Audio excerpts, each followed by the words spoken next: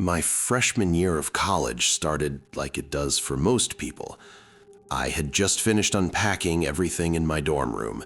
My parents had left about an hour earlier, and the reality that I was now on my own was finally starting to settle in. Later that afternoon, my roommate showed up, and within the first minute, I realized something about this guy was off. I stood up and introduced myself. "Hey, I'm Mike," I said, reaching out for a handshake.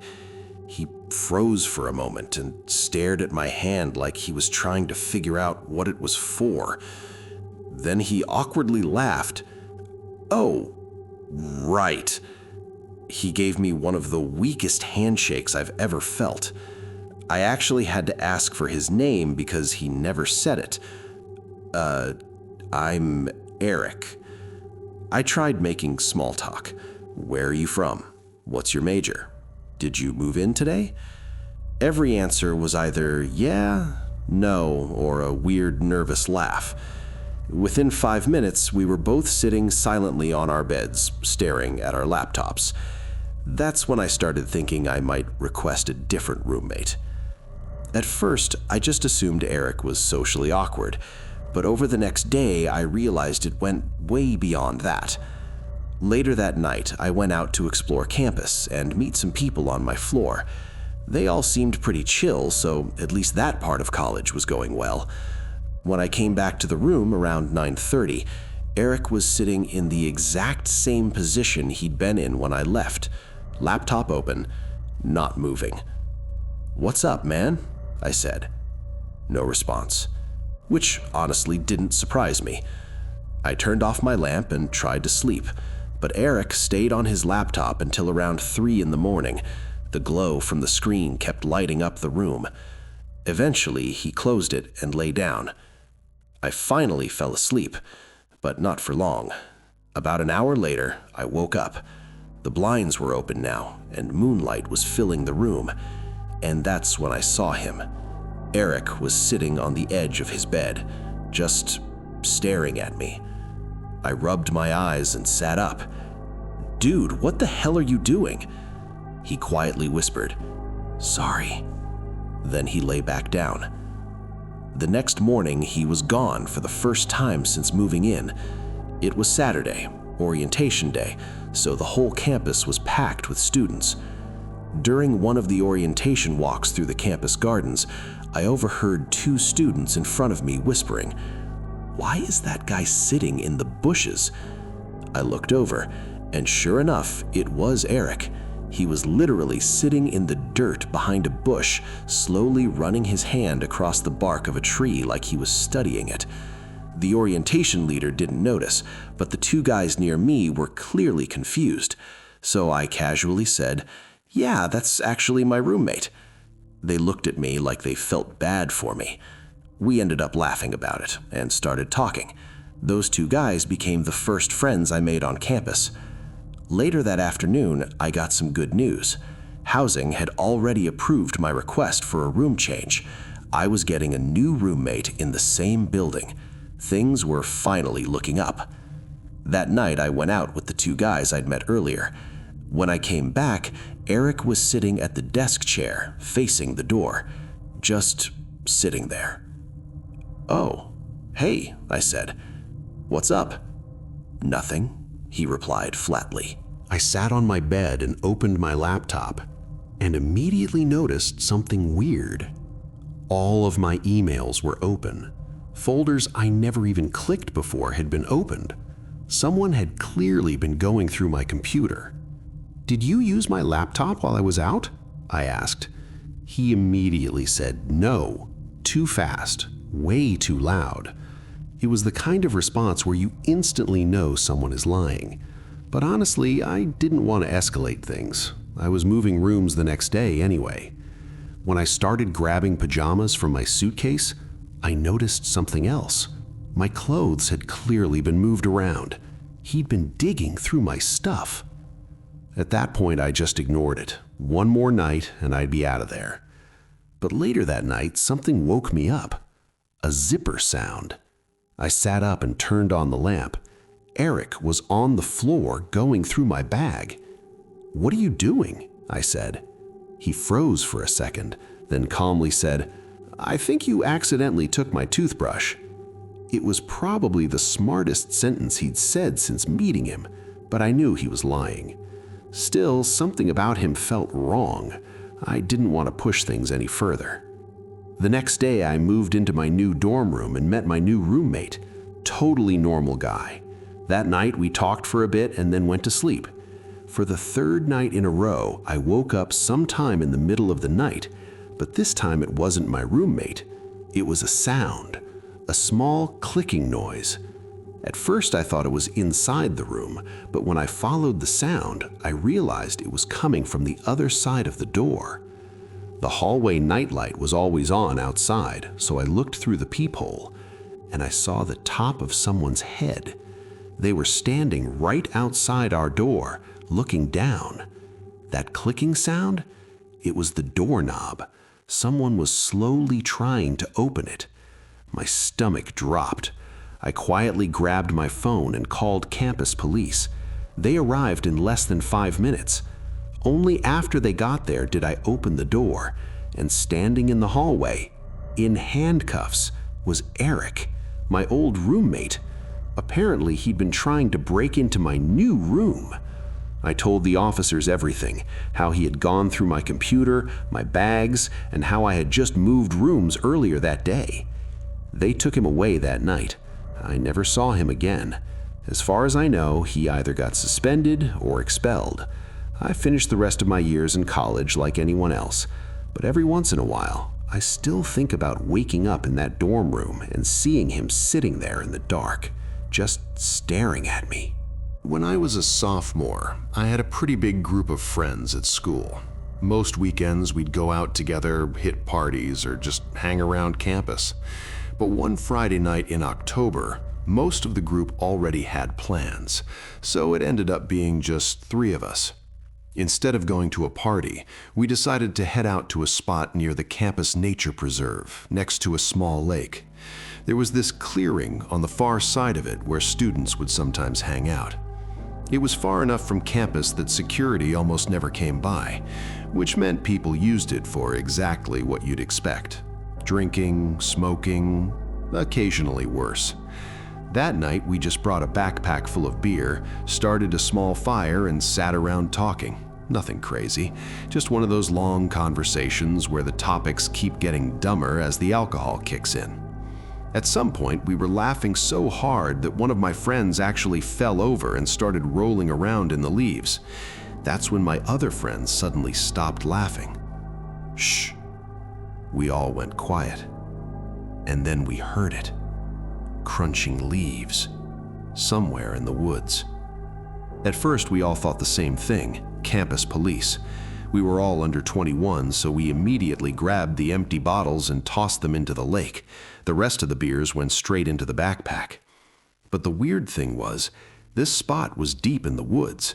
It was honestly rare to see anyone else out there at night. The sound kept getting closer. Branches snapping, leaves crunching, but we couldn't actually see anyone. We sat there in silence, trying not to make noise. It sounded like one person moving around in the trees. Then we noticed something even worse. Whoever it was wasn't walking toward us. They were circling us, slowly. We could hear the footsteps moving in a wide arc around our little campsite. At first, we tried laughing it off, making jokes about how it felt like we were in some horror movie. But after a couple minutes, nobody was laughing anymore. The sounds kept coming from different directions, like someone was just walking around us in the dark. None of us were exactly the confrontational type. Normally, in a group, there's at least one guy who'll stand up and yell something like, "Hey, who's out there?" But that night, none of us did. Then suddenly, thud!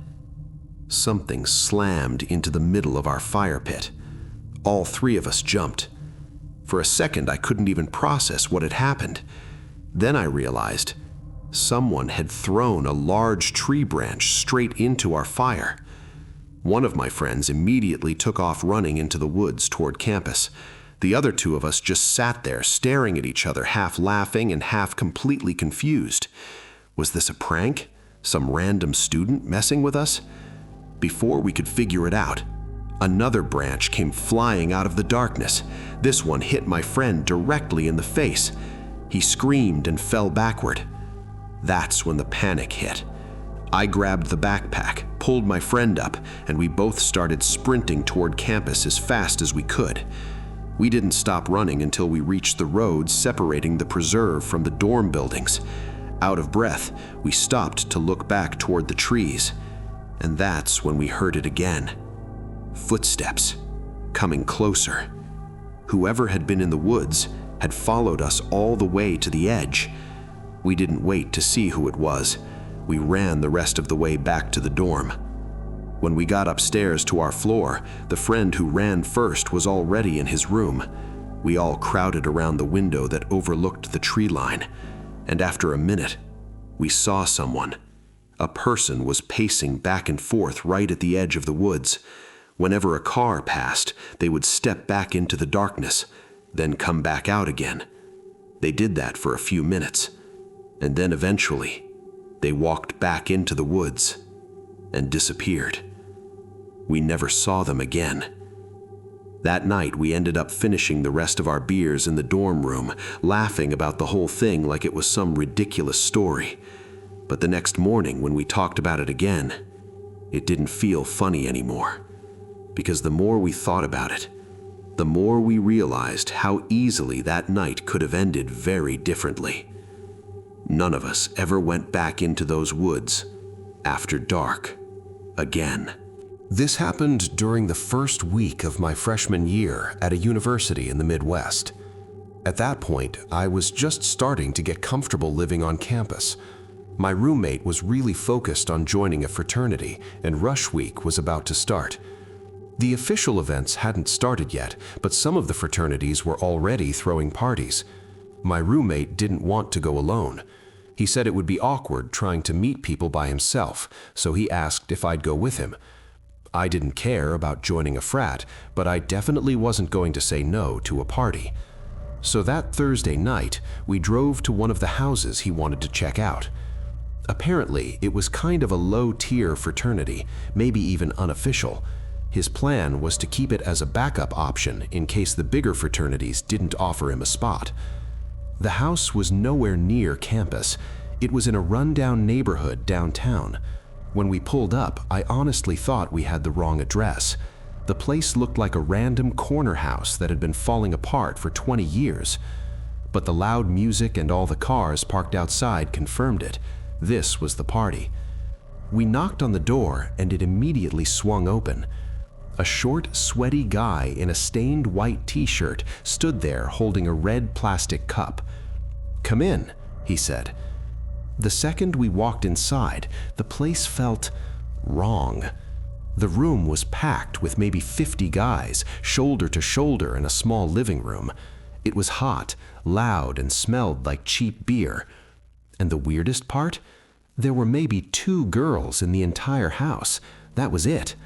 Everyone else was just groups of guys standing around drinking. I tried talking to a few people, but the conversations were painfully awkward. Nobody seemed social. Nobody seemed welcoming. It just felt like a bunch of strangers forced into the same room. After about 20 minutes, I caught my roommate's eye and gestured toward the door, basically saying, "Let's get out of here." But there was a big group of people blocking the exit, so we waited a bit to avoid the awkward moment of pushing through everyone. While we were waiting, I kept drinking the cheap beer they were handing out, cup after cup. Eventually, some heavy guy walked up to me holding a tiny bottle of liquor. He handed it to me with this weird grin. "Drink this," he said. "That'll actually get you drunk." I laughed and thanked him, assuming he'd walk away, but he didn't. He just stood there watching me, waiting. So I opened the bottle and drank it. It tasted like some strong, cheap liquor, maybe 2 shots worth. Then the guy started trying to talk to me, and every time I tried to end the conversation, he would keep pulling me back into it. A few minutes later, things started to feel strange. The room felt darker. My head started spinning. The music sounded distant. Then everything went black. When I woke up, I was lying on a bed in a dark room. The music from the party was still playing somewhere downstairs, but it sounded muffled through the walls. For a moment, I didn't even remember how I got there. Then it hit me. The drink. The room was almost completely dark, but I could barely make out some furniture and a small closet door. And then I heard something. A crunching sound, like someone stepping on a plastic bag. The sound came from inside the closet. That was enough for me. I jumped off the bed, ran out of the room, and rushed down the stairs back into the crowded living room. I found my roommate and grabbed his arm. "Let's go, now." We pushed our way past the group near the door and got outside. Once we were in the car, I finally told him what happened. "I think someone drugged me." He immediately asked if we should call the police, but honestly, I just wanted to leave. Then he asked a question that made the whole situation feel even worse. "Did anything happen to you?" I checked myself. My clothes were still on the same way they had been before. I didn't feel hurt, and when I checked the time, I realized something strange. I had only been unconscious for about 10 minutes. Whatever the guy gave me either didn't work properly, or I woke up sooner than expected. And honestly, I don't like thinking about what might have happened if I hadn't. To this day, that night still stands as the scariest experience I had in college. During my sophomore year, I got lucky. Instead of sharing a dorm, I was assigned a single room. It was located in a weird corner section of the floor. To even see my door, you had to turn down a short side corridor that only led to my room. Because of that, it was a perfect setup. I could still hang out with friends on my floor whenever I wanted, but when it was time to study or sleep, it felt completely private. For the first few weeks, everything was normal. Then, one night, while studying for a biology exam, I heard something, a light tapping on my door. It was so quiet, I almost thought I imagined it. "Come in," I called out. Nothing. So I got up and opened the door. No one was there. I walked down the little corridor and looked out into the main hallway of the floor. Empty.